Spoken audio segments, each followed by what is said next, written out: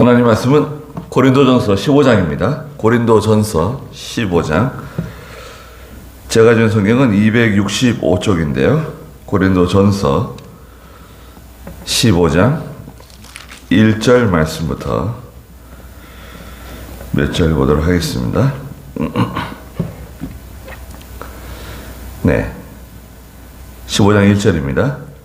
형제들아, 내가 너희에게 전한 복음을 너희에게 일깨워 주려고 하니 너희가 받았으며 또 그 가운데 서 있다. 만일 너희가 내가 전한 그 말씀을 굳게 붙잡고 헛되이 믿지 않으면 그 복음으로 말미암아 너희도 구원을 받을 것이다. 내가 받은 것을 먼저 너희에게 전하였으니 그리스도께서 성경대로 우리 죄를 위하여 죽으시고 무덤에 묻히셨다가 성경대로 제3일에 살리심을 받아 게바에게 나타나시고 그 다음에 12 제자에게 그 후에 500명이 넘는 형제들에게 동시에 나타나셨는데 그 가운데 대다수가 지금까지 살아있고 어떤 이들은 잠들었다.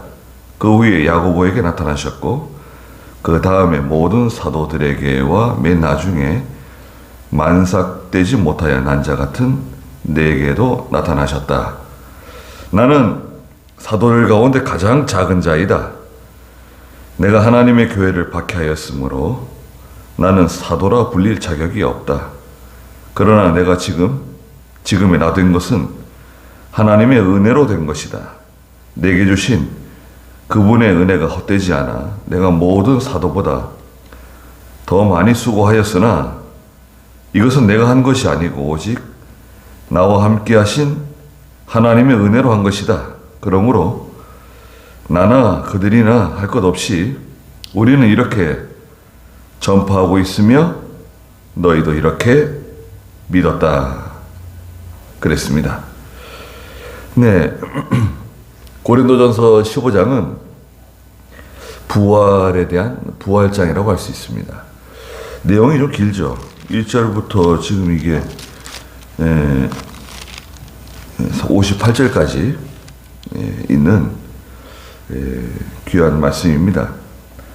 이 고린도 교회에 이 부활을 잘 믿지 못하는 부활 신앙에 확신이 없는 그런 성도들이 있었습니다. 또 이 부활에 대해서 자꾸 그 부활의 진리를 자꾸 훼손시키는, 믿지 않는, 부정하는 그런 사람들이 등장해가지고 이 부활에 대해서 언급하게 되었고, 또 오늘 저희들에게도 예수를 믿지만 이 부활에 대한 신앙이 가물가물하고 네, 확신이 없으면 참 약하잖아요. 네. 그래서 이 부활에 관한 말씀을 기록하고 있습니다. 1절 한번 읽어주시겠어요? 형제들아, 내가 너희에게 전한 복음을 너희에게 일깨워 주려고 하니 너희가 받았으며 또한 그 가운데 서 있다. 만일 너희가 내가 전한 그 말씀을 굳게 붙잡고 헛되이 믿지 않으면 그 복음으로 말미암아 너희도 구원을 받은 것이다. 네, 형제들아, 고린도 교회 성도들에게 사도 바울이 말하고 있습니다. 내가 너희에게 전한 복음을 너희에게 일깨워 주려고 하니 너희가 받았으며 또한 그 가운데 서 있다. 그랬습니다. 내가 너희에게 전한 복음, 그 복음은 뭔가요? 복음의 정체, 복음이라고 하는 것은 우리가 잘 알다시피 예수 믿으면 천국 간다. 복음이죠. 복음은 복된 소식이잖아요. 복된 소식. 굿뉴스. 좋은 소식이에요. 이 복음은 이제 다시 말하면 예수 그리스도죠. 복음의 핵심은, 그 복음의 주인공은 예수 그리스도예요. 예수 그리스도는 무엇인가? 예수 그리스도는 십자가와 부활이다. 예수님께서 이 세상에 하나님께서 인간의 모습으로 오셔가지고 하나님의 택한 백성들의 모든 죄를 당신의 몸에 혼자 다 걸머지시고 십자가에 달려 대신 죽어주시고, 대신 죽어주신 걸 그걸 대속이라 그래요. 대신 자기의 몸을 속량의 제물로 내어주신 거죠. 죄는 죽음이에요. 죄의 삭은 사망이에요. 죄를 지은 사람은 하나님 앞에 설 수 없고 하나님 앞에 나갈 수 없어요.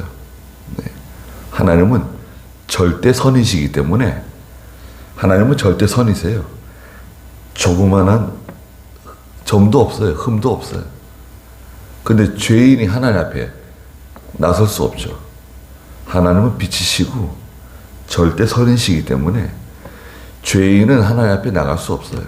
그런데 하나님은 사랑이 무한하신 분이시거든요. 그 사랑을 베풀어 줄 만한 대상을 만드신 거예요. 하나님의 사랑을 제공할 그 어떤 대상을 인간을 창조하신 거죠. 인간을 창조하시기 위해서 인간에게 필요한 모든 그 환경을 미리 만드셨잖아요.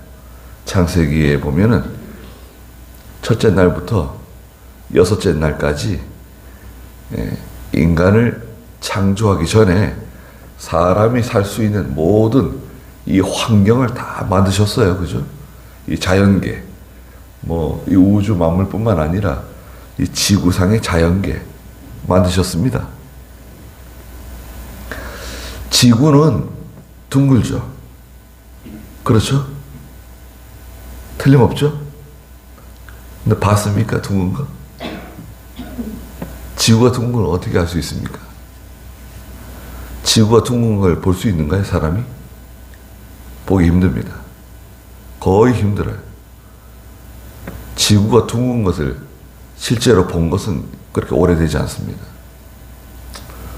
지구의 이 둥근 것을 확인하려면 얼마나 높은 곳에 올라가야 될까요? 제일 높은 곳이 에베레스트 산인데 8,800m, 8,860인가 그렇죠. 8,800m 올라가도 지구의 둥근 면을 다 확인 못합니다. 지구의 둥근 면을 확인하려면요, 적어도 30km로 올라가야 돼요.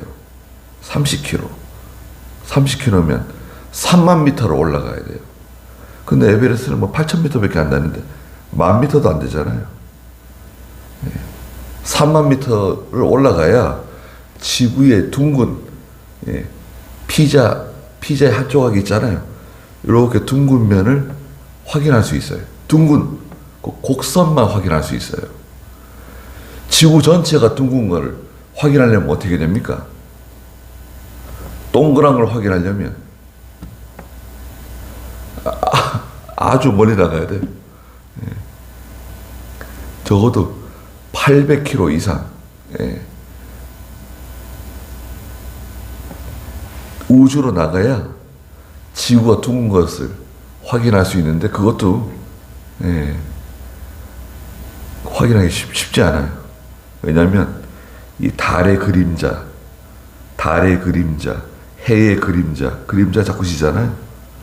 우리는 달이 이렇게 변하는 모습을 보잖아요. 원래 둥근 달인데 밖에 나가면 지구도 그렇게 가려집니다. 그늘이 져요. 동그란 지구를 보는 게 그렇게 오래되지 않습니다. 그리고요, 멀리서 지구를 바라본 사진들이 나오는데요. 멀리서 지구를 바라봤는데 푸른 점이에요. 푸른 점. 아주 푸른 점이에요. 점. 토성 근처에 날아간 이 관측 위성들이 지구를 찍었는데요. 작은 점으로 까만 바탕에 조그마한 점이 하나 찍혀 있는 거예요.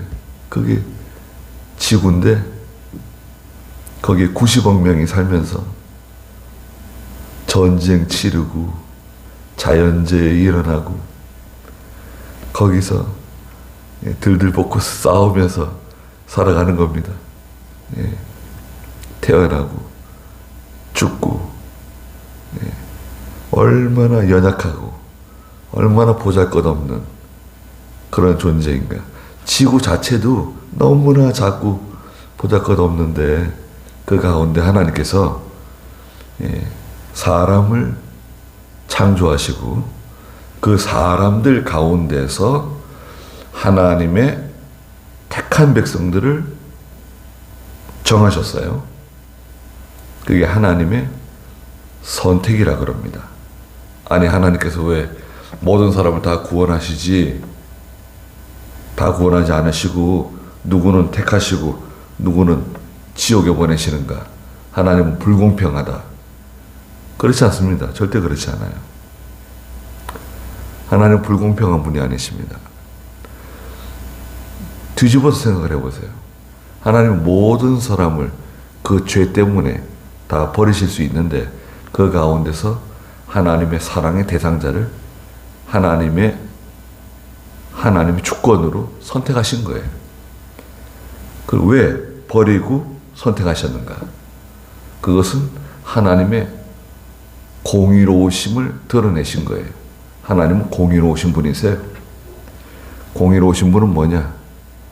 하나님의 공의는 의와 악을 구별하세요. 선과 죄를 구별하세요. 빛과 어둠을 구별하세요. 하나님의 백성일지라도 하나님은 공의로 심판하세요. 그래서 하나님의 택한 백성들을 예수 믿게 해가지고 구원해 내시는 거예요. 내가 예수 믿는 게 아니에요. 내가 교회 가고 싶어서 교회 가고 예수 믿어야지 예수 믿는 게 아니라 하나님의 큰 하나님의 계획 가운데 이루어지는 겁니다. 내가 예수 믿은 것 같고 내가 예배당에 나오는 것 같지만 하나님께서 인도해 주시는 거죠. 우리 사경에 난예배 드리는 거 있잖아요. 사경에 난예배 드리는 게 쉽지 않습니다. 사경에 하는 교회들이 가끔 있는데 난예배는 안 해요. 난예배는 왜 안 하십니까? 물어보면 교회들이 올 사람이 없다는 거예요. 다 직장 나가고 다 바쁘기 때문에 교회들이 올 사람이 없다는 거예요. 아니, 몇 명이라도 오면 하시지 그래. 왜 안 하시냐고. 아유, 몇 명 안 오기 때문에 못 한다는 거예요. 우리도 마찬가지죠. 낮에 다 일 나갈 사람도 일 나가고 그렇기 때문에 많이 못 오잖아요. 그래서 우리 모여서 하잖아요. 다 이유가 있는 겁니다. 여기엔 다 이유가 있는 거예요. 하는 겁니다. 해야 돼요. 그 복음이라고 하는 것은 예수 그리스도이고 십자가와 부활입니다. 로마서 1장 2절에 4절에 보면 복음이라고 하는 것이 무엇이냐 말씀하셨어요. 로마서 한번 보실까요? 로마서 1장 2절 4절 한번 읽어주시겠어요?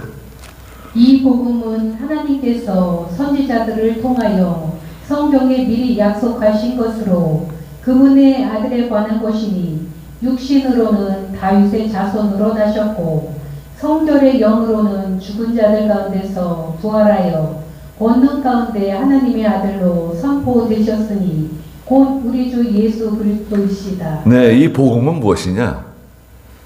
로마서 1장 2절에 이 복음은 해놓고 4장 마지막에 예수 그리스도이시다. 선지자들을 통해서 미리 약속하신 약속하신 대로 그리스도께서 오셨다는 거예요. 육신으로 다윗의 자손으로 태어나시고 그리스도의 탄생 태어나시고 성결의 영으로는 죽은 자들 가운데서 부활. 그리스도의 부활, 권능 가운데 하나님 아들로 선포되셨다. 바로 우리 주 예수 그리스도이시다. 네, 이게 복음입니다. 예수 그리스도가 복음이에요. 예수 믿으면 구원받는다. 예수 믿으면 하나님의 자녀가 된다. 예수 믿으면 죄의 용서함 받는다. 난 죄가 없다. 죄가 없는 사람은 아무도 없죠. 죄는 우리 머리카락 숫자보다 더 많습니다. 하루에도 얼마나 많은 죄를 짓고 죄를 먹고 살아가는 저희들입니다.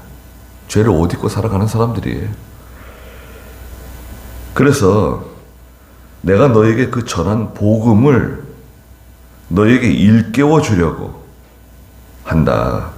너희가 바닥 쓰며 또한 그 가운데 서 있다. 복음을 계속 일깨워 주는 거예요.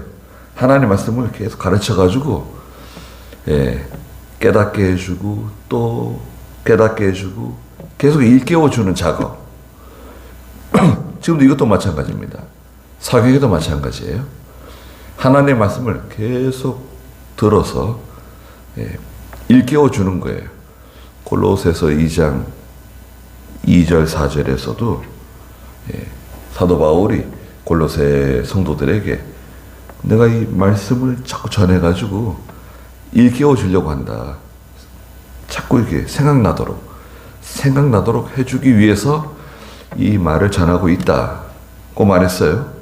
골로새 2장 2절 4절도 한번 읽어주시겠어요? 이는 그들이 사랑 가운데 연합하여 마음의 위로를 얻고 깨달음에서 오는 넘치는 확신에 이르며 하나님의 비밀인 그리스도를 온전히 알게 하려는 것이다. 그리스도 안에는 지혜와 지식의 모든 보화가 감춰져 있다. 내가 이것을 말하는 것은 아무도 교묘한 말로 너희를 속이지 못하게 하려는 것이다. 네. 골로새 2장 그 1절 마지막에 보면 내가 이 일을 위해서 얼마나 힘쓰고 있는지 너희가 알기를 원한다. 사도 바울이 하나님의 말씀 전하기 위해서 힘을 많이 쓴다는 거예요. 참 사도 바울을 생각하면 참 저 같은 사람은 참 옆에 설 수도 없는 그런 처지입니다. 이는 그들이 사랑 가운데 연합하고 마음으로 위로를 얻고 이 말씀을 들으면서 사랑으로 연합하게 되고 또 말씀을 듣는 가운데 위로를 얻고 깨달음에서 오는 넘치는 확신, 하나님의 말씀을 깨달을 때 넘치는 이 확신이 생기거든요. 이 확신 있는 사람들이 무서운 겁니다. 여러분, 확신 있는 사람은요 목에 칼이 들어와도 그걸 꺾지 못해요. 확신이 무서운 거예요. 근데 잘못된 확신도 있죠. 잘못된, 그릇된 확신. 그러면 이제 큰일 나는 거죠. 이단을 따라가는 사람들, 잘못된 이념을 따라가는 사람들, 잘못된 확신이죠. 그 바른 깨달음에서 오는 넘치는 확신, 하나님의 비밀인 그리스도를 온전히 알게 하려는 것이다. 그리스도는 하나님의 비밀이에요. 예수님은요, 하나님의 비밀입니다. 왜 비밀이냐? 예수님을 알면 알수록 하나님의 세계가 점점 넓어지는 거예요. 여러분, 예수님에 대해서 많이 알면 알수록 그 사랑의 넓이와 깊이와 크기, 그 길이, 예수님에 대해서 알면 알수록 하나님의 세계가 확장되는 거예요. 넓어지는 거예요. 하나님을 많이 깨닫게 돼요. 그 성경을 배운다고 하는 것은 예수님을 배우는 겁니다. 예수님을 말하자면 공부하는 거예요. 예수님은 알아가면 알아갈수록 하나님을 더 많이 깨닫게 되는 겁니다. 특별히 여기 부활, 오늘 15장은 부활이잖아요. 부활에 대해서 2절에 보니까 만일 너희가 내가 전한 그 말씀을 굳게 붙잡고 헛되이 믿지 않으면 그 복음으로 말미암아 너희도 구원을 받을 것이다. 내가 전한 그 말씀, 그걸 굳게 붙잡고 하나님 말씀을 굳게 붙잡으라는 거예요. 굳게 붙잡는다는 게 뭐예요? 순종하는 거죠. 말씀을 지키는 거죠. 순종하는 겁니다. 그 말씀을 굳게 붙잡고 헛되이 믿지 말라. 헛되이 믿는 거. 뭐 이럴 수도 있고 저럴 수도 있는 거 아니냐. 아니면 말고. 그러면 안 되는 거죠.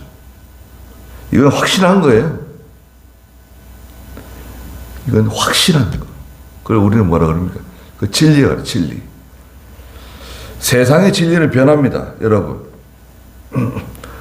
우리가 보통 아는 이런 거 있잖아요. 뭐 2 더하기 2는 4다. 진리죠. 근데 2 더하기 2는 4가 아닐 수도 있습니다. 예.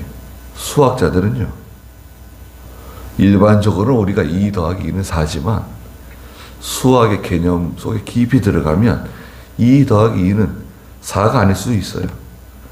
3.9999 아니면 4.000001 이게 아주 모호한 숫자가 될 수 있어요. 예. 세상에는 진리라고 하는 게 많이 있습니다. 이론들이 많이 있죠. 세상의 진리와 이론들은 시대가 지나면 지날수록 변할 수 있어요. 변할 수 있죠. 과거에는 세포가 단추알았어요. 우리 사람 몸에도 세포가 있잖아요. 식물에도 세포가 있고. 세포가 단추알았는데 이 현미경이 발달하면서 더 들여다보니까 세포 속에는 핵이 들어있네요. 세포 중간에 핵이 들어있고, 핵이 단줄 알았더니 더 좋은 현미경이 생겨가지고 핵 속에 또 들어가가지고 핵 속에 있는 여러 가지 또 물질들을 발견하고 어마어마한 걸 발견하잖아요. 세상의 진리는 변할 수 있어요. 그런데 이 하나님의 말씀은 불변입니다. 변하지 않아요. 하나님의 말씀이 변했다? 그러면 이건 진리가 아니죠. 하나님의 말씀은 변함이 없어요. 마태복음 5장에서는 예수님께서 이 말씀은 1.1핵이라도 변하지 않는다. 변하지 않는다 그러셨어요. 말씀이 변하는 것보다 지구가 없어지는 게 더 쉬워요.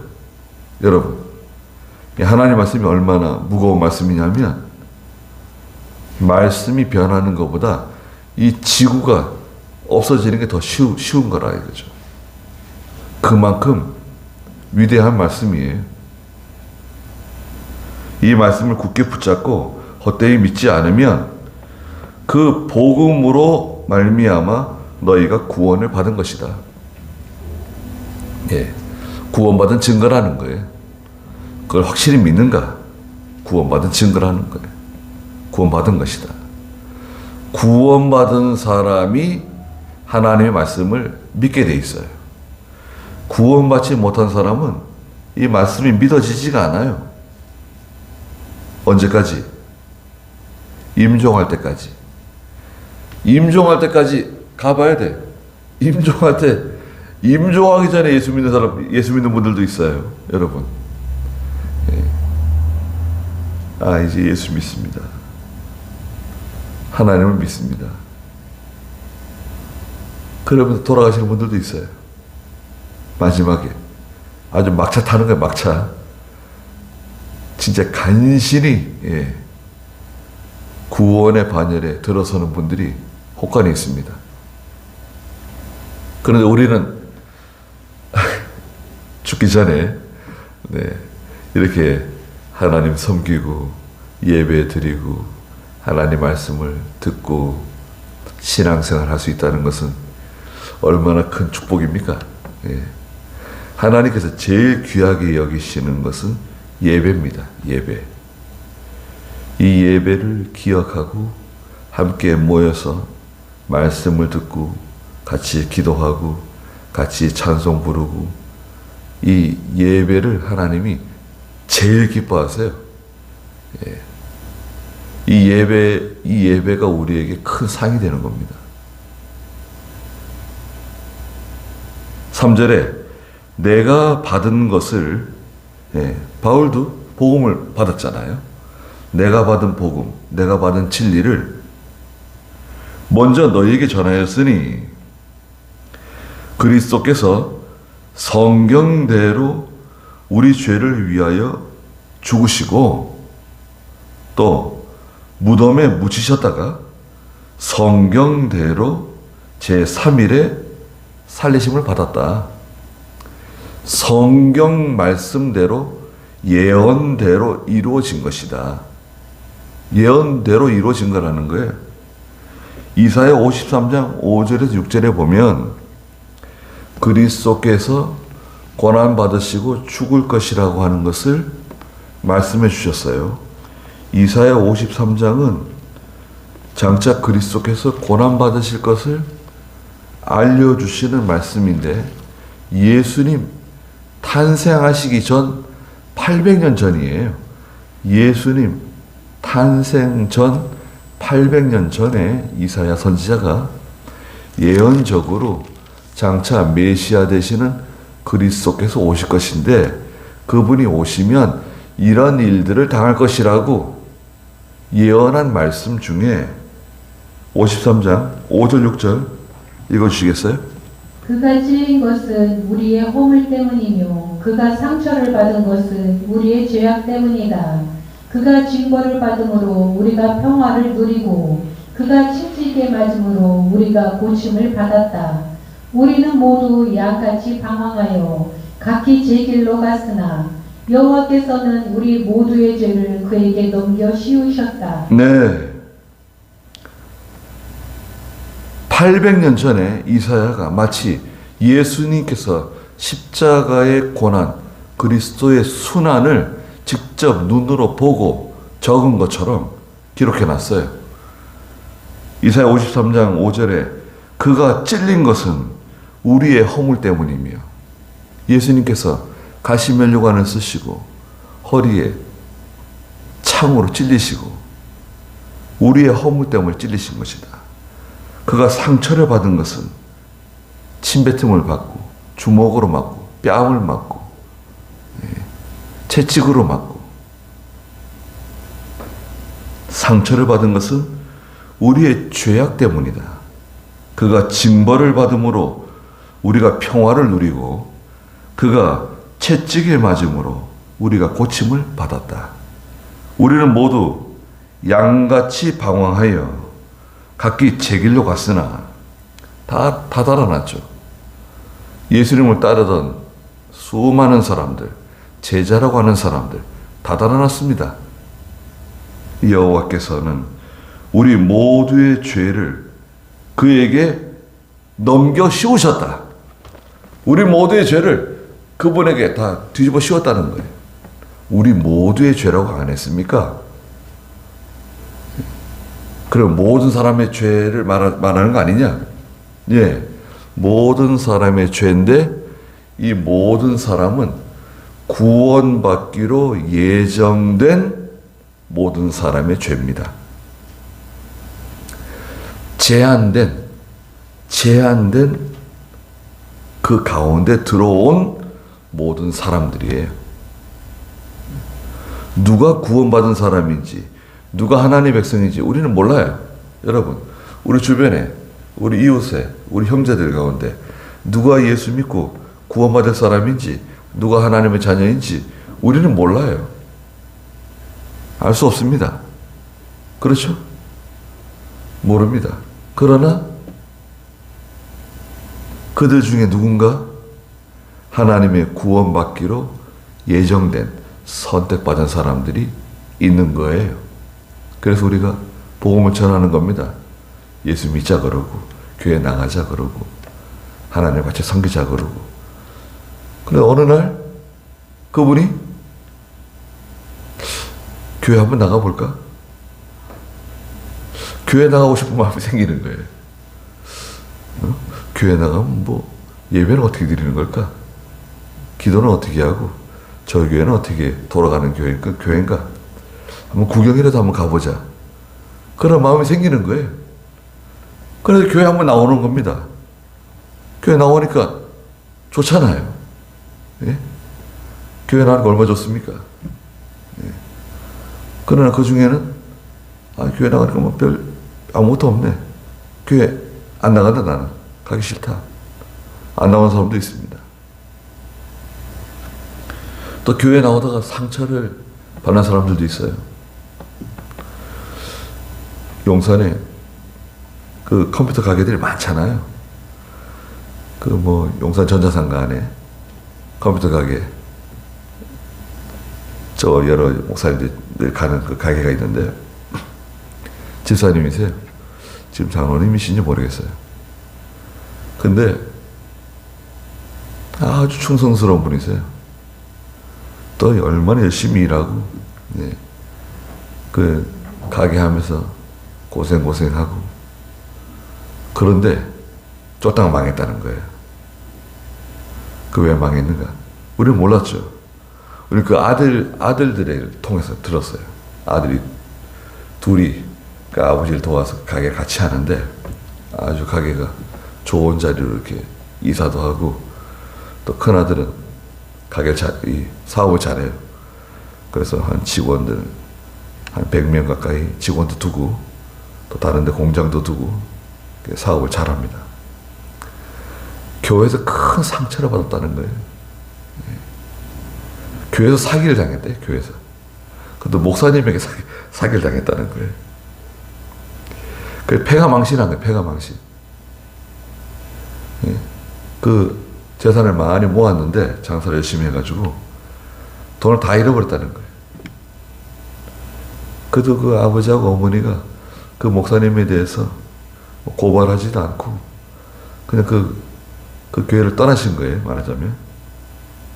그 교회를 떠났는지, 목사님 그 교회를 떠났는지, 하여튼 떠났어요.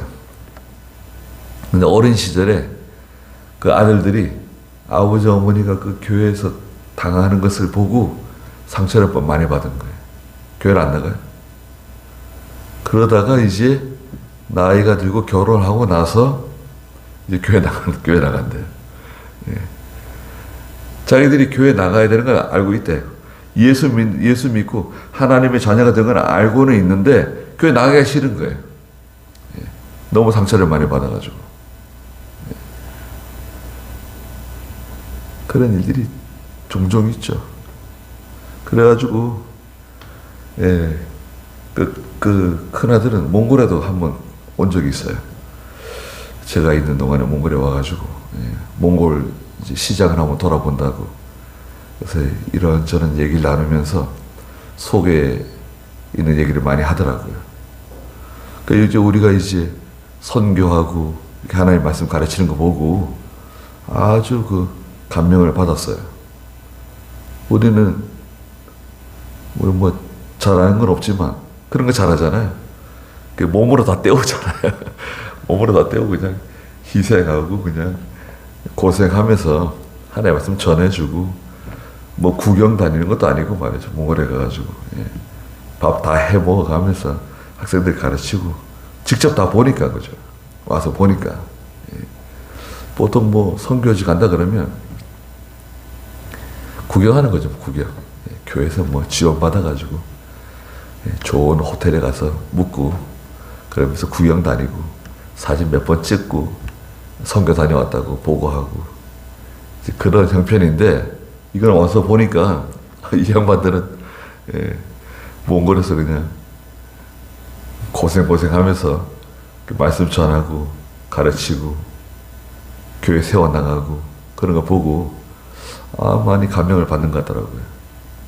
좀 다행스러운 일이었어요. 한편 이렇게 상처도 받지만 또 한편 또 위로도 받고 그렇게 예, 하나님께서 해주시는 것 같아요. 또 전도하다 보면 교회에서 상처받은 사람들이 많습니다. 예, 교회 다니면서 상처받고 그래가지고 교회 나가기 싫다고 나 예수님 믿지만 교회는 안 나간다. 그런 분들 가끔 만날 수 있어요. 예. 얼마나 상처를 많이 받았으면 그렇겠어요. 참 그런 거 생각하면 참 너무나 참 가슴이 아프고 그렇습니다. 그래도 잘 복음을 전해주고 교회 나가자 그러고, 그런 교회도 있지만 그렇지 않은 교회도 많이 있다. 예. 우리 성전교회 얼마나 좋습니까? 우리가 부족한 게 많이 있지만 네. 그런 건 없잖아요. 성경대로 우리 죄를 위하여 죽으셨다. 예언이 이루어졌다. 또 성경대로 제3일 만에 살리심을 받았다. 시편 16편 10절에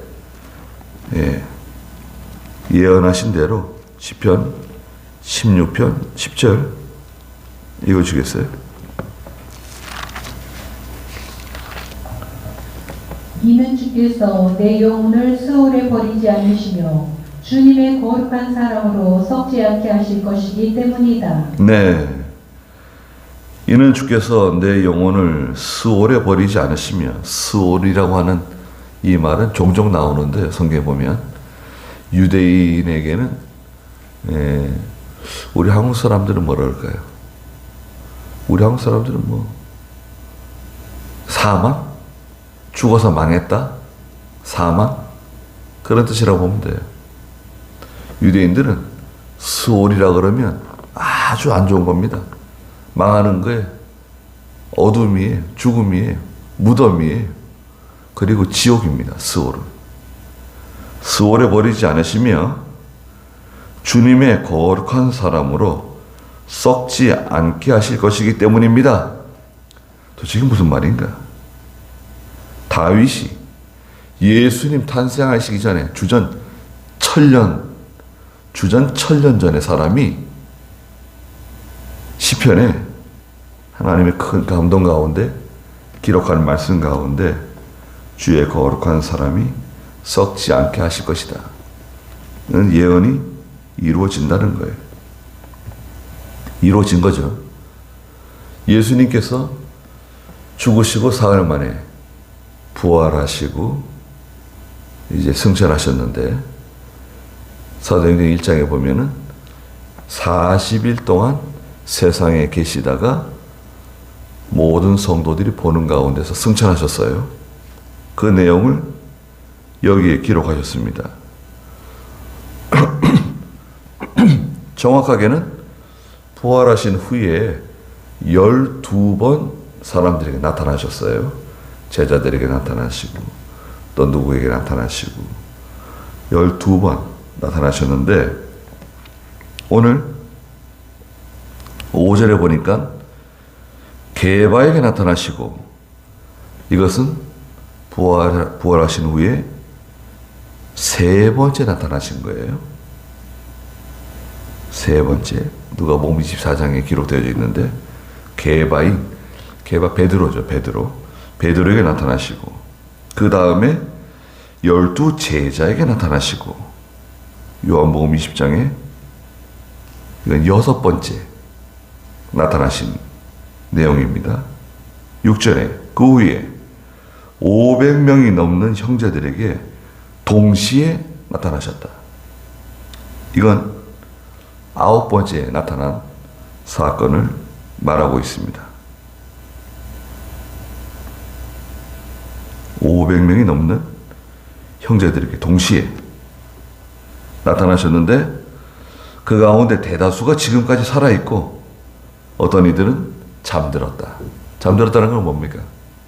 죽었다는 거죠. 그 예수님이 들려 올라가시는 거 본 성도들이 많이 있는데 그 가운데 대다수가 살아있다는 거예요. 살아있고 또 일부는 세상을 떠났고. 7절에 그 후에 야고보에게 나타나셨고, 야고보 10번째 나타나신 사건을 말하는 겁니다. 이 야고보는 예수님의 친동생 야고보예요. 그 다음에 모든 사도에게 나타나시고 8절에 맨 나중에 12번째 나타나심. 맨 나중에 만삭되지 못하여 난 자 같은 내게도 나타나셨다. 사도 바울에게 사도 바울이 지금 자기는 뭐라고 말해? 만삭되지 못하여 난 자와 같은, 자기가 부족한 사람이라는 거죠. 사도 바울은 부족한 사람이 아닙니다. 여러분, 사도 바울은요, 명문가 집안에서 태어난 사람이에요. 예. 어렸을 때부터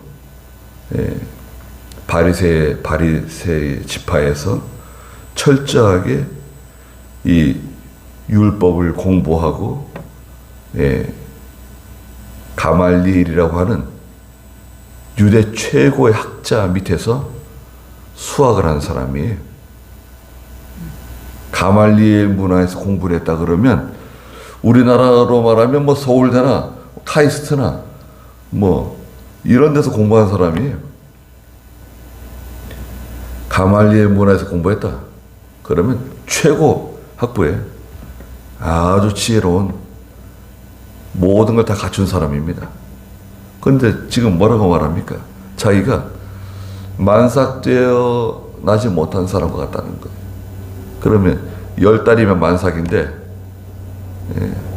뭐 7삭둥이도 있고 8삭둥이도 있고 그렇잖아요.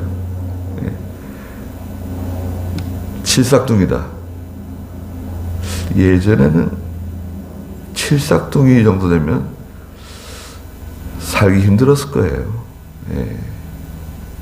지금 뭐 인큐베이터 같은 게 있어가지고 좀 조기 출산하고 이러면은 아이를 인큐베이터에 집어넣어가지고 엄마 뱃속에 있는 거와 똑같은 환경을 만들어줘가지고 살려내잖아요. 심지어는 뭐 3쌍둥이, 4쌍둥이 같은 애들, 뭐 몇 달 안 된 아이들도 다 살려내잖아요, 지금은. 근데 뭐 과거에는 그러지 못하고 좀 일찍 태어난 아이들이 제대로 성장하지 못하고 병 앓고 고생하다가 또 일찍 죽고 그런 일들이 많이 있었잖아요. 만삭되어 나지 못하는 사람이라고 하는 것은 부족한 사람이라는 거, 자기가 참 겸손하게 말하는 거죠. 또 9절에 나는 사도들 가운데 가장 작은 자이다. 예, 사도 바울이 자기의 사도들 가운데 가장 작은 사람이래요. 정말 그런가요? 예수님의 12제자가 있는데요, 가룟 유다는 예수님을 배반하고 돈을 받고 예수님을 팔아먹었죠. 그리고 돌아가서 목을 매어 자결을 하고 그 줄이 끊어져가지고 떨어지는 바람에 곤두박질 쳐가지고 배가 터져가지고 창자가 흘러나와서 비참한 죽음을 당했죠. 그 가룟 유다가 빠져나가고 그 자리에 사도 바울이 들어갑니다. 그래서 12사도인데 12사도의 면면을 보면 대다수가 그 갈릴리 사람들입니다. 예수님의 그 자라나신 곳이죠. 갈릴리 지방 저 위에 북쪽. 이스라엘 사람들은요, 유다 사람들은 어디 고향이 어디세요? 저 갈릴리입니다. 그러면 아유, 넌 시골 사람이로구나. 갈릴리 지방은 저 북쪽 천대받는 사람들이 무시하는 시골 사람들. 나사렛에서 무슨 선한 것이 나겠느냐. 나사렛도 그 갈릴리 지방 여기 있거든요. 나다나엘에게 전도했더니 아니 갈릴리에서 무슨, 나사렛에서 무슨 선한 것이 나겠느냐. 거기서도 뭐 유명한 사람들인가요? 아닙니다. 어부들, 야고보도 어부고 요한도 어부고 베드로도 어부고, 기껏 좀 똑똑한 사람이 세리 마태, 레위라고도 말하는 세리였던 마태는 똑똑한 사람이죠. 또 가룟 유다 똑똑한 사람입니다. 지혜로운 사람이. 그런 사람들 빼고는 다 무식한 사람들입니다. 불황무식한 사람들이에요. 거친 사람들입니다. 근데 거기다 사도 바울을 옆에다 세워보세요. 사도 바울하고는 비교가 안 되죠. 그런데 사도 바울이 지금 뭐라고 말합니까? 나는 사도들 가운데 가장 작은 사람이다. 디모데전서 1장에서는 뭐라 그랬습니까? 디모데전서 1장에서는 내가 죄인 중에 괴수다. 1장 15절 읽어보시겠어요? 이 말씀은 믿을 만하며 또한 모든 이가 받을 만한 것이니 곧 그리스도 예수께서 죄인을 구원하시려고 세상에 오셨다는 것이다. 죄인 가운데 내가 괴수이다. 네. 말년에 사도 바울이 늙어가지고는 디모데전서를 기록하면서 내가 죄인들 가운데 괴수 죄인이다. 가장 죄를 많이 짓고 가장 악독한 죄인이다.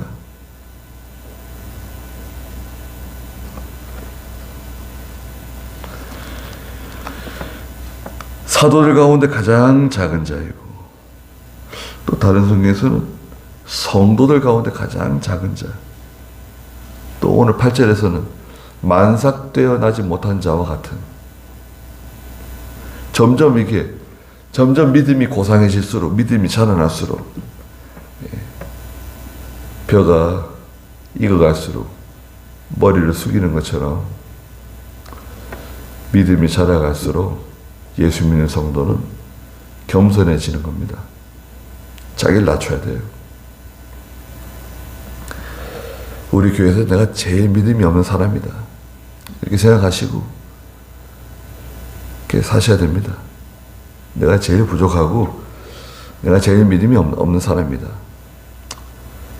저도 마찬가지입니다. 하나님께서 직분을 주셔가지고 이 일을 하고 있지만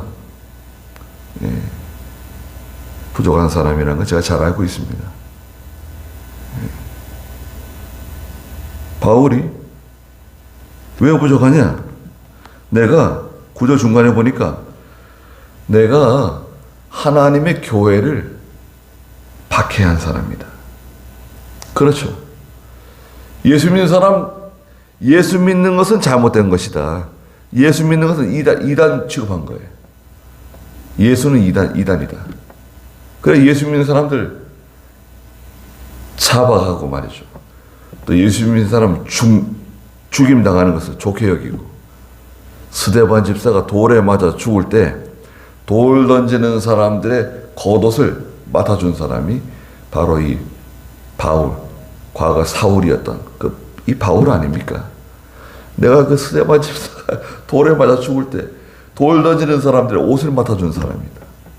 심지어는 저 다마스쿠스, 수리아에 있는 다마스쿠스에 도망간 핍박이 심해가지고 그리스도인들이 예수 믿는 사람 성도들이 저 수리아 땅으로 도망가 살고 있는데 그 사람들 잡아오려고 사람들을 데리고 다마스쿠스로 가는 도중에 예수님 발견한 거 아닙니까? 예수님 나타나신 거 아니에요? 사울아 사울아 네가 왜 나를 핍박하느냐? 큰 빛 가운데 음성을 들었죠. 누구십니까? 나는 네가 핍박하는 예수다. 예수님께서 사도 바울에게 말씀해 주셨잖아요. 자기가 지금까지 알고 있는 그 고정관념, 그리스도, 예수는 이단자다. 예수 믿는 건 잘못된 거다. 저거는 잡아다 죽여야 된다. 그렇게 알고 그걸 열심히 하고 있었는데 예수님께서 사도 바울에게 나타나셔가지고 사울에게 나타나셔가지고 사울아 사울아 네가 왜 나를 핍박하느냐? 당신은 누구십니까? 나는 네가 핍박하고 있는 예수야. 예수님께서는 성도를 핍박하는 것에 대해서 자기를 핍박하는 것으로 간주하시는니다. 왜 교회를 핍박하는 거야? 왜 나를 핍박하는 거야? 왜 예수 믿는 사람들을 왜 잡으려고 그렇게 애를 쓰는 거야? 그때 그 사울이 받은 충격, 지금까지 자기가 알고 있는 그 잘못된 지식, 얼마나 충격을 받았습니까? 거의 죽을 지경에 이르렀다가 깨어나잖아요. 그리고 나서 완전히 180도 달라져가지고 복음의 일꾼이 되잖아요. 예수 믿기 전에는 예수 믿는 사람들, 뭐 예수 믿는 것들이라 그러고 예수쟁이라 그러고 교회를 그렇게 미워하고 교회를 박해하고 또 이 동네도 마찬가지죠. 송정교회 짓지 못하게 하려고 얼마나 애를 많이 썼습니까? 예. 이상한 사람 만나가지고 그 남옥사라는 사람은 굉장히 이상한 사람이라고 생각할 겁니다. 네. 마을회의 하면요 얼마나 저를 우습게 보고 갈구고 말이죠. 그 밖에 나갔더니 마을회의 한참 하고 이 교회를 반대하면 안 된다. 교회 반대하는 것은 여러분들에게 큰 해가 된다. 도움이 안 된다. 뭐 말 안 듣잖아요. 밖에 나갔더니 누가 따라 나오더라고요. 나오더니 아이 목사님 교회 못 짓는다는 거예요. 아 그게 무슨 말이냐 그랬더니 아 교회 못 짓는다는 거예요. 절대 못 짓는다는 거예요. 교회를 짓고 못 짓고 왜 당신이 그런 말을 하냐? 교회는 반드시 지어진다. 두고 봐라. 교회는 반드시 지어진다. 두고 보라고. 안 된다는 거예요. 이 땅을 넘기래. 자기한테 넘기래. 아니 왜 땅에 욕심을 가져요? 우리가 뭐 이 땅 가지고 뭐 하려고 그러는 사람들인가요? 지금 보세요. 우리가 첫 번째 예배 드리는 게 19년 12월입니다. 19년 12월. 근데 지금 벌써 시간이 얼마나 지났어요? 4년 접어들잖아요.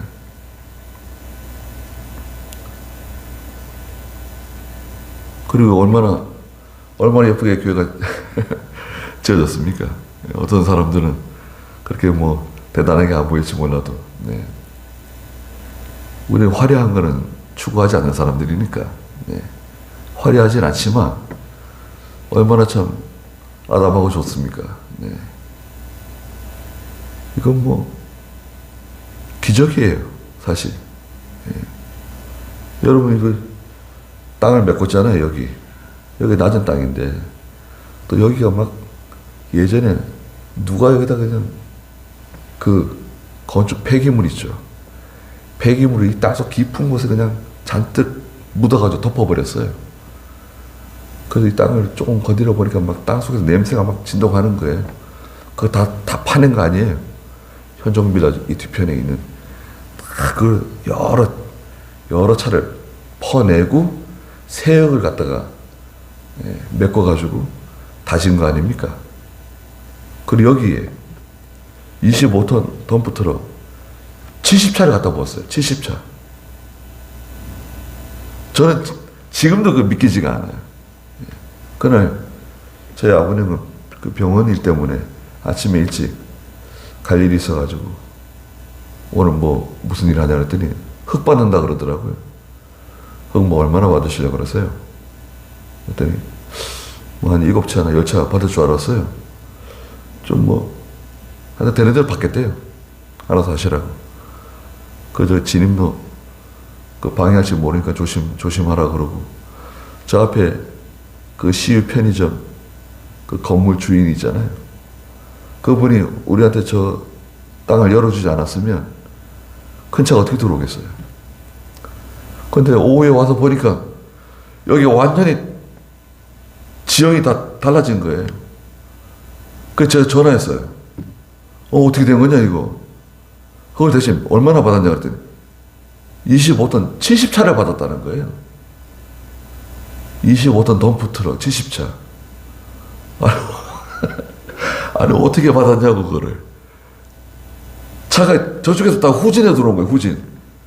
후진해서 들어오고 붙고 나가면 또 후진해서 들어오고. 저 좁은 골목을 말이죠. 예.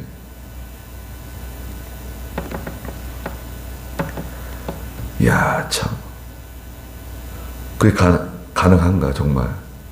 이게 정말 가능할까. 하여튼 알아서 하라고. 저기 우리 교장 선생님 댁 저쪽에 담장 건들면 안 된다. 저 얘기하고 저기 그 대문 그 위에 그 흔들흔들 하는데 그 건드렸다가는 바로 떨어진다. 큰일 난다. 예.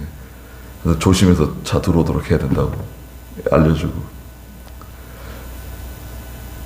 아니 70차. 예. 지금도 참 믿기지가 않습니다. 그리고 이 골조 올라갈 때 얼마나 멋있었어요. 네. 골조는 뭐 무슨 아파트 공사 현장에 골조 쓰듯이 그냥 얼마나 튼튼하겠습니까. 예. 가격은 별 차이 안 난다는 거예요. 목사님 이거 빔 가격은 별 차이 안 납니다. 이왕 할 바에 튼튼하게 하시자고요. 아이 설계사님 알아서 하세요. 그래서 뭐 얼마나 튼튼합니까. 예. 그리고 이 땅이 좀 물러가지고요. 땅이 좀 물러서 이게 좀 기울어질지 모르니까 여기다가 이 박은 거 아니에요. 봉을 박았어요. 여기 저쪽 현종빌라 뒤쪽으로 해가지고 한 8개 정도 이 콘크리트 기둥 있잖아요. 콘크리트 기둥 8개 정도 박으려고 그랬는데 전체적으로 26개인가 박았어요. 여기 봉을. 콘크리트 봉 있잖아요. 한 8m, 9m 박아서 그 위에다가 콘크리트 친 거예요. 얼마나 튼튼하게 지었는지 모릅니다. 이 밑에 흙이 다 쓸려 나가도 이 건물은 끄떡 없을 거예요. 이게 물길이거든요. 우리 지금 교회 바닥이 물길이에요. 저 산에서부터 물이 흘러가지고 예전부터 물이 흘러서 이렇게 내려오는 물길입니다. 이게 저쪽에 땅을 퍼보면요 물이 줄줄줄 흘러 내려가요. 땅 속으로. 그래서 이게 땅이 물러요. 질퍽질퍽하고 물은 땅입니다. 그래서 이걸 핀을 박아가지고 견고하게 만드는 겁니다. 이거 하나님이 하신 거 아닌가요? 저는 이용만 당했고 여러분도 마찬가지죠. 하나님이 한번 문을 여시면 성경에 그랬잖아요. 빌라델비아 교회 문을 하나님이 여시면 닫을 사람이 없다. 그런 하나님이 문을 닫으시면 그 사람이 아무리 열려고 해도 그 문이 열려지지 않는다. 여러분 우리 개인도 마찬가지고 가정도 마찬가지고 교회도 마찬가지입니다. 하나의 문을 열어주시면 되는 거예요. 문을 열어주지 않으면 그건 뭐 죽어도 깨어나도 안 되는 거예요. 그거는.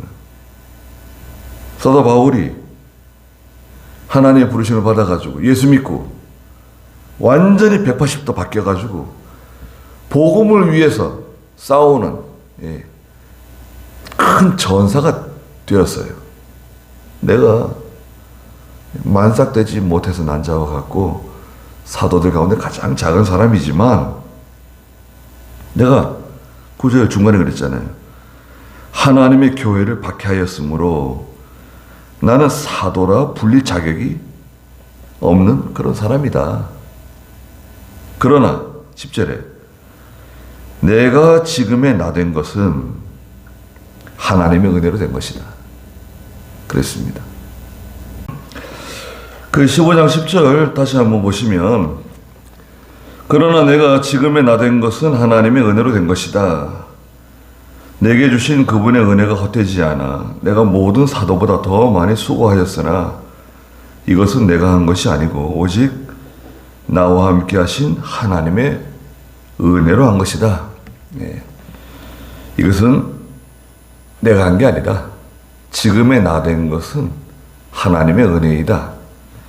에베소 3장 8절에 사도 바울이 나는 성도들 가운데 가장 작은 사람이다 그러셨어요. 에베소 3장 8절 한번 읽어주시겠어요? 모든 성도들 가운데 지극히 작은 자보다 더 작은 나에게 이 은혜가 주어진 것은 측량할 수 없는 그리스도의 풍성하심을 이방인들에게 전하게 하고. 네, 모든 성도들 가운데 지극히 작은 자보다 더 작은 자. 네. 사도 바울이 고린도서를 기록하면서 나는 사도들 가운데 가장 작은 사람이다 그렇게 말하고, 좀 시간이 더 지나서 에베소서에서는 나는 성도들 가운데 가장 작은 사람이다. 그리고 디모데 전서 아까 읽었던 디모데전서 2장 1장 15절에서는 나는 죄인들 가운데 괴수와 같은 사람이다. 이렇게 점점 겸손해져요. 예. 참 틀림없잖아요. 믿음이 자라날수록, 영이 자라날수록 점점 겸손해지고, 자기가 낮아지고, 다른 소리 내지 않는 겁니다. 겸손한 사람은 온유한 사람입니다. 온유한 사람은 겸손한 사람이죠.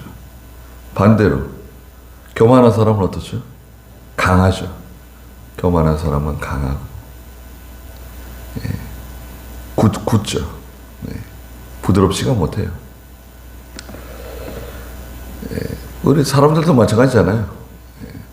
철이 없고 잘 모를 때는 자기가 다 할 수 있는 것처럼, 다 아는 것처럼, 그래도 세월을 많이 살아보신 분들은 다 알고 있는 거죠. 다 보고 있는 거죠. 야, 쟤는 참 고생 많이 하게 생겼다. 이제 다 보이는 거죠. 네. 그건 말해서 잘 먹히지가 않아요. 잘 겪어봐야 돼요. 네. 잘 겪어서 만들어지면 좋은 사람이 되지만, 만들어지지 못하면 계속 고생을 반복하고 어려운 일을 계속 반복하게 되는 거죠. 시간은 금방 지나가잖아요. 청춘이 금방 지나가고 중년이 금방 지나가고, 네. 시간이 금방 지나갑니다. 저도 오늘 우리 잘 아는 목사님이 천당 가셨다고 연락이 와가지고 점심 먹고 이제 옷 갈아입고 가야 돼요. 논산에 연무읍에. 우리 인태교 목사님도 지금 오늘 내일 하세요. 근데 이제 인태교 목사님이 저기 전라도 순천에 가 계세요. 순천에 사위 목사 딸이 지금 거기 있어가지고 사모님도 그쪽으로 모시고 거기 가 계시는데, 지금 94이신가요? 인태교 목사님이? 그러시죠. 얼마 전까지 정정하셨는데, 이제 연세 드시고 그러니까 이제 제대로, 또 사모님이 또 이렇게 치매가 오셔가지고 목사님을 잘 이렇게 도와드리지 못하니까 혼자서 잘 하세요. 이태 목사님 혼자 잘 해 드시고 원체 연단이 되셔서 잘 하시는데, 연세가 드시니까 꼬박꼬박 이렇게 식사를 챙겨 드시고 관리가 잘 안 되잖아요. 그러니까 약해지신 것 같아요. 그래가지고 지금 누워 계세요. 누워 계시고 그러십니다. 근데 같이 열심히 이렇게 신앙생활하고, 제가 어렸을 때 다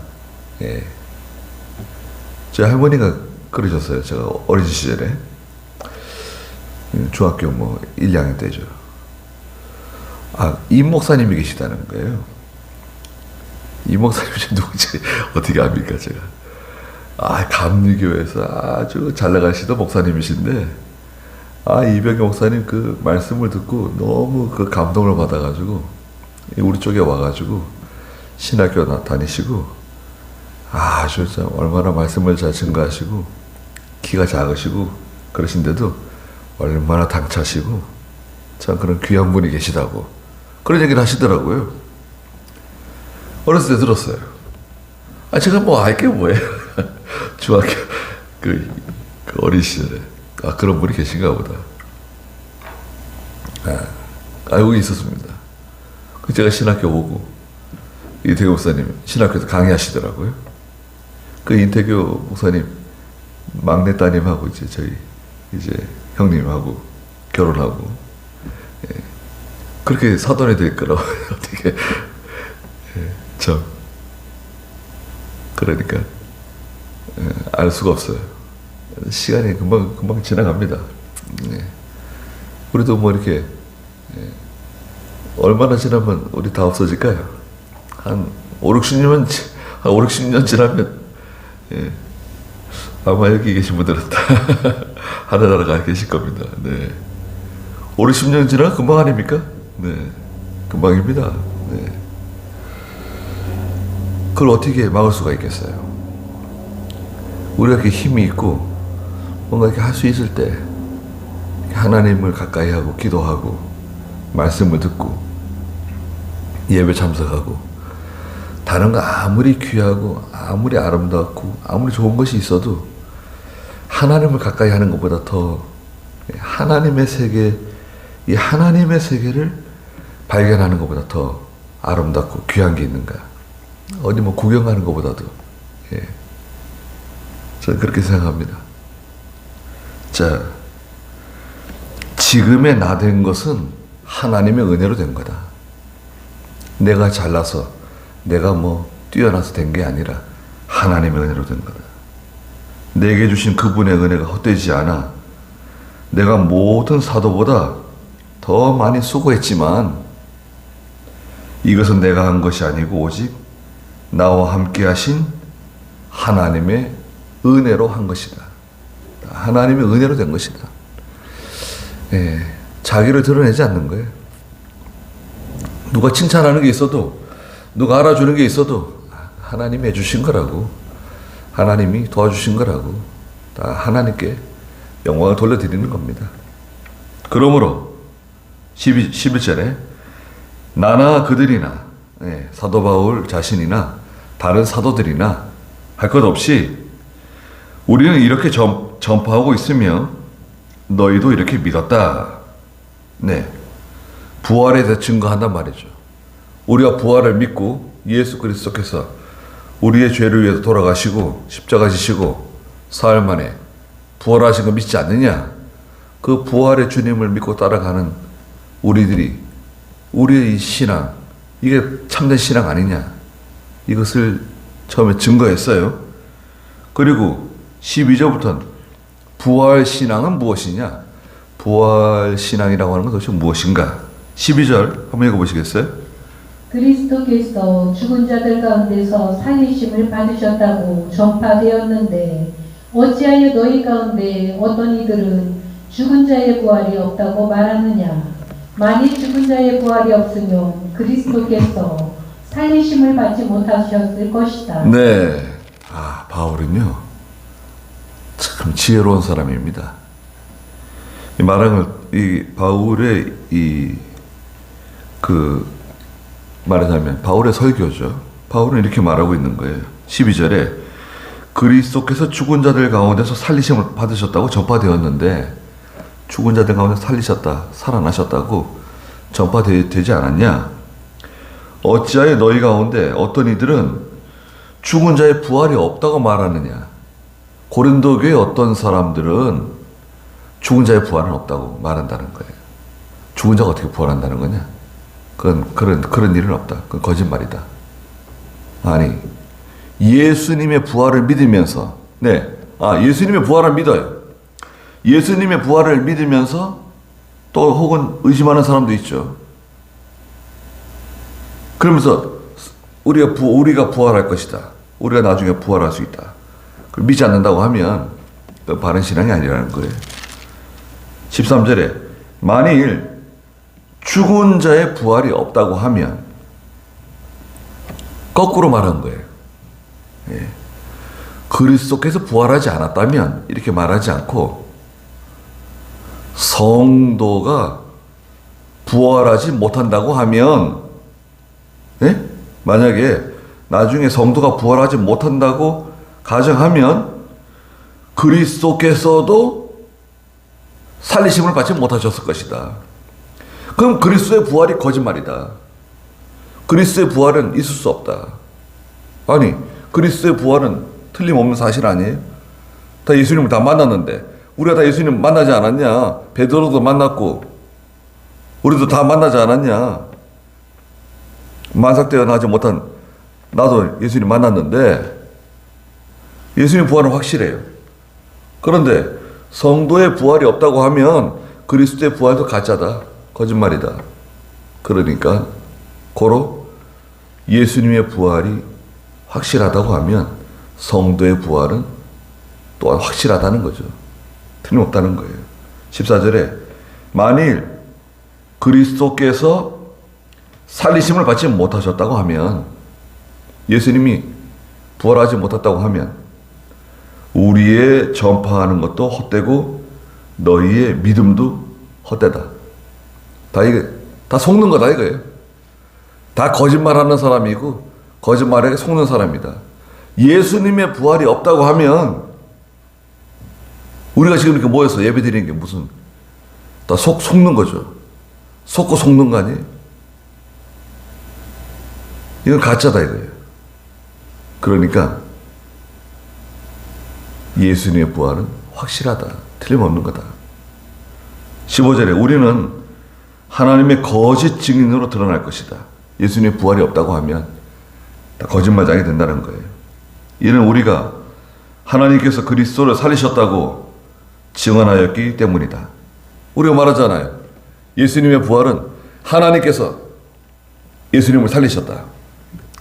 우리가 이제 세례문답할 때 예수님은 어떻게 부활하셨습니까? 물어보죠. 세례문답할 때 생각났어요? 세례문답에 예수님은 어떻게 부활하셨습니까? 물어보면 답을 어떻게 해야 됩니까? 예수님의 부활은 하나님의 능력으로 부활하시고 또 두 번째는 그리스도 속에 있는 능력으로 부활하셨습니다. 이렇게 대답하는 것이 정답이에요. 성경에 다 나와 있는 겁니다. 자, 여기도 말하고 있죠? 네. 하나님께서 그리스도를 살리셨다고 우리가 전도하지 않았냐? 증언하지 않았냐? 설교하지 않았냐? 가르치지 않았냐? 죽은 자들이 살아나지 못한다고 하면 하나님께서 그리스도를 살리지 않으셨을 것이다. 네. 하나님께서 그리스도를 살리지 않으셨으면 죽은 자들이 살아나지 못했을 것이다. 이렇게 말하지 않고 역설적으로 죽은 성도들이 살아나지 못한다고 하면 하나님께서도 그리스도를 살리시지 않으셨을 것이다. 근데 그건 아니다 이거죠. 하나님이 그리스도를 살리신 걸 봐라. 그러니까 성도가 죽었다가 살아나는 것은 틀림없는 거다. 여러분, 예수님은 부활의 첫 열매라 그럽니다. 첫 열매. 우리가 과일나무를 심으면요, 사과나무를 심었다. 사과 몇 년 지나면 딸 수 있죠? 수확하죠? 한 4년? 3, 4년 지나면 수확하죠. 사과를 땄습니다. 첫 열매 땄어요. 자, 내년에는 그 나무에, 사과나무에 뭐가 달리죠? 감이 달리나요? 배가 달리나요? 그 다음에 또 다시 사과 열매가 달리잖아요. 똑같은 사과 열매가 달립니다. 예수님의 부활은 부활의 첫 열매예요. 그 다음에는 성도들이 부활할 거다 이거죠. 성도들이 똑같이 그리스도와 함께 부활한다. 부활은 죽었다가 살아나가지고 다시는 죽지 않는 것을 의미합니다. 부활은 죽은 자가 영광스러운 몸으로 살아나서 다시는 죽지 않는다. 부활체. 부활체는 어떤 모습일까? 여러분 생각해 보세요. 우리가 청년의 때, 젊었을 때 사진 있잖아요. 제일 꽃다운 청춘이었을 때, 28 청춘? 그때 사진 있잖아요. 그때 사진을 보면 얼마나 뭐 피부가 곱고 얼마나 참 애떼고 얼마나 아름답습니까? 뭐 지금 아름답지 않다는 게 아니라. 그러면 우리가 부활할 때 모습은 어떤 모습일까요? 죽을 때 모습처럼 뭐 이빨이 뭐 다 빠지고 머리가 다 그냥 하얘지고 다 쭈글쭈글해지고 그런 모습으로 부활할까요? 예수님께서 우리를 그렇게 부활시킬까요? 절대 그렇지 않습니다. 네. 어떤 모습으로 부활할까? 영광스러운 모습으로 부활한다 그랬는데 성도가 부활할 때 그 모습은 마치 천사들과 같고 천사들보다 더 아름다운 모습으로 부활합니다. 다 가장 아름다운 모습으로 부활하는 거예요. 그렇지 않겠습니까? 하나님께서 천국에 가서도 하나님의 나라에 가서도 뭐 화장품이 필요하고 뭐 그런 게 필요할까요? 필요하지 않습니다. 얼마나 아름다운 모습으로 예. 음식을 먹을 수도 있고 먹지 않을 수도 있고 예. 근데 화장실에 안 가요. 화장실 필요 없습니다. 예. 음식 먹고 난 다음에 화장실 갈 필요 없어요. 천사들이 무슨 천사들의 화장실이 따로 있다. 그런 거 있습니까? 천사들은 뭘 먹어야 이렇게 힘이 좋을까요? 천사들은 날개가 6이죠. 둘로는 자기 얼굴을 가리우고 하나님 앞에서, 둘로는 자기의 발을 가리우고, 둘로는 날고 있는데 하나님이 명령을 내리시면 천사가 번개와 같이 빨리 날아간다 그러잖아요. 에스겔서에 보면. 얼마나 능력이 있으면 그런 힘이 어디서 나올까요? 날아가는데 번개와 같이 날아간다는 거예요. 천사가. 하나님께서 순종하러 나가는데. 근데 천사가 우리에게 복종합니다. 여러분. 우리가 하늘나라 가게 되면 천사가 우리에게 복종해요. 왜? 천사는 하나님의 자녀가 아니에요. 우리는 비록 이 육체에 갇혀가지고 이 몸뚱아리에 갇혀가지고 물리적으로 제한되어 있잖아요. 시간과 공간의 제한을 받고 늙어지고 먹어야 되고 아프고 기운이 뭐 빠지고 피곤하고 잠 안 자면 안 되고 꼬박꼬박 화장실 가야 되고 얼마나 연약한 몸입니까? 지금 천사하고 비교가 돼요? 그런 천사의 그런 영광스러운 몸하고 우리가 비교가 안 되지만 우리는 하나님의 자녀예요. 부활체는 천사들보다 더 아름답다니까요. 기대가 되잖아요. 지금 우리가 뭐 생긴 게 그렇지만 네. 그때는 정말 아름다운 모습으로 부활합니다. 기대하십시오. 네. 반드시 부활한다. 네. 죽은 자가 살아난다는 거 틀림없는 사실이다. 그렇지 않다고 하면 이건 다 거짓말이다. 이건 다 헛된 일 하는 거다. 우리가 다 이거. 바울이 말하는 겁니다. 16절에 죽은 자들이 살아나지 못한다고 하면 그리스도께서도 살리심을 받지 못하셨을 것이다. 17절에 그리스도께서 살리심을 받지 못하셨다고 하면 너희의 믿음도 헛된 것이고 너희는 여전히 너희의 죄 가운데 있게 되고 또 18절에 그리스도 안에서 잠든 자들도 다 망하였을 것이다. 다 망하는 거 아니냐? 예수님의 부활을 믿고 죽었는데 예수님의 부활이 사실이 아니라고 하면 예수 믿고 죽은 성도들의 그 죽음은 아무 소망도 없는 다 헛된 거, 거짓이고 끝장나는 거 아니냐? 그렇지 않다는 거죠.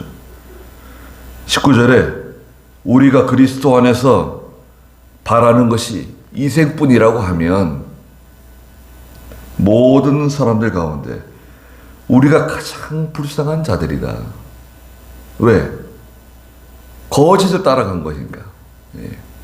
예수님의 부활이 가짜라고 하면, 그것이 사실이 아니라고 하면, 우리가 이렇게 모여서 신앙생활하고 하나님을 섬기고 예수 믿고 믿음을 사는 것, 이게 다 헛된 것이고 세상에 가장 불쌍한 사람이 될 것이다. 그렇지 않다는 거죠.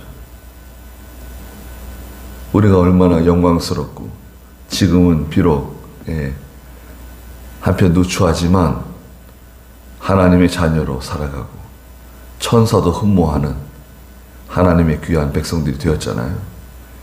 이거 얼마나 참 감사한지 모릅니다. 이거 생각하면 생각할수록 깜짝 놀랄 일 아닙니까? 내가 어떻게 하다가 예수를 믿게 되었는가? 한번 생각해 보십시오. 내가 누구에게 전도를 받았는가? 내가 어떻게 믿는 가정에서 태어나가지고 예수를 믿게 되고 하나님을 섬기게 되어서 이런 큰 축복을 받게 되었는가? 참 감개무량하잖아요. 비록 세상에서 우리가 좀 부족한 게 있고 연약한 게 있을지라도 예수 믿고 하나님의 자녀가 되어서 믿음으로 살고 부활의 소망을 가지고 하늘나라를 바라보고 살아간다는 것은 참 깜짝 놀랄 만한, 이게 가장 큰 기적이죠. 지난 주일날도 말씀드린 것처럼 다른 이적은 필요 없다. 죄인이 예수 믿고 하나님의 자녀가 되는 게 이적 아니냐? 지옥 불 가운데 떨어져 멸망받아야 할 사람이 죄 용서함 받고 하나님의 자녀가 되었다. 이게 진짜 기적이죠. 얼마나 참 감사한 일입니까? 제가 참 감사해야 되겠습니다. 거기까지 하죠. 기도하겠습니다. 거룩하신 하나님, 사도 바울이 고린도 교회 성도들을 향해서 하나님의 말씀을 계속해서 반복적으로 가르치고 권면하며 생각나도록 하기 위해서 힘쓴다고 말하면서 예수 그리스도의 복음이 무엇인지, 그 복음이 바로 십자가와 부활이고 예수 그리스도가 바로 복음이라는 것을 다시 한번 강조하면서 우리가 예수님의 부활을 믿고 있지 않냐고 말했습니다.